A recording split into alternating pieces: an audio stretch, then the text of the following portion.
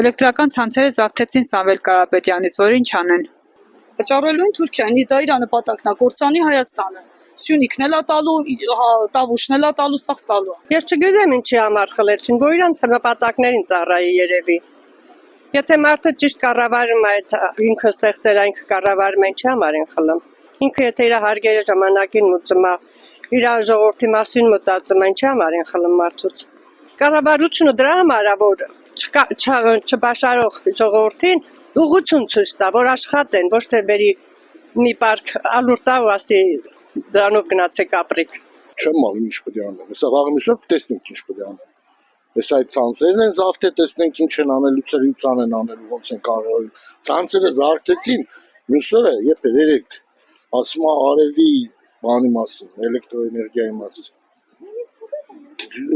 Նորմալ բան է, երեխան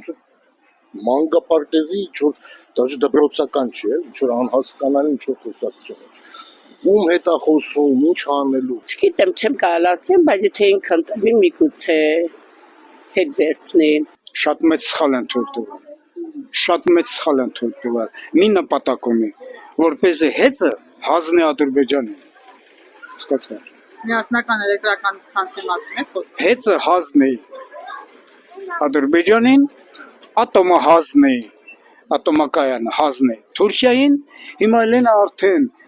գնացել է Պուտինի մոտ, որպեսզի մեր երկաթգծերը հանձնի Ղազախստանին։ Այն երկրները, որ մեր թշնամիներն են։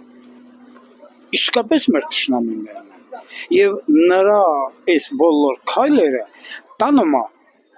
մեր թշնամի երկրների ծրագրի հիման վրա։ Իրենց ծրագրով է ինքը ասում է նրա թուրքը երաշտության տակ ապարում, այսպես ասած։